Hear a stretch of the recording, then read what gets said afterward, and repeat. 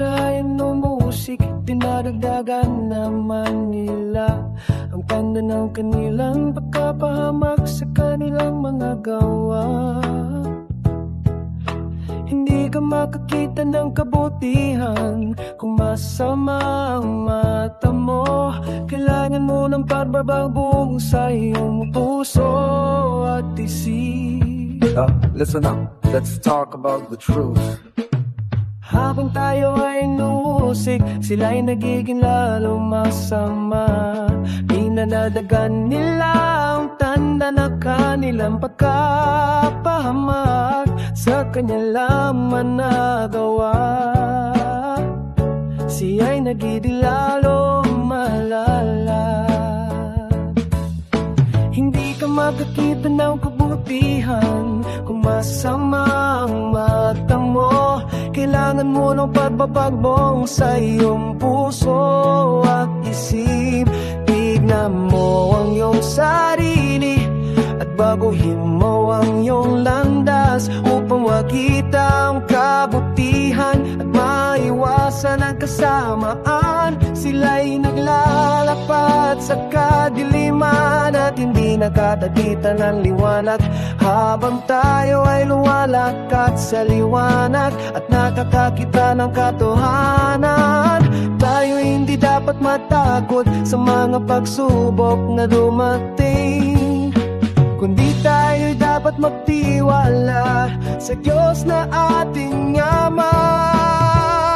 Mataning puso dapat ay malinis upang makita ang kabutihan sa ating mga buhay. Mata ng puso dapat ay di may liwanag upang makita ang katotohanan sa ating mga landas. Tayo dapat mag-ingat sa mga taong masama na naglalakad sa kadiliman at hindi nakakakita ng liwanag. Tayo'y dapat magtiwala sa Diyos na ating Ama at sundin ang kanyang mga utos upang makita ang kabutihan. Hindi ka makakita mo ang kabutihan kung masama ang mata mo.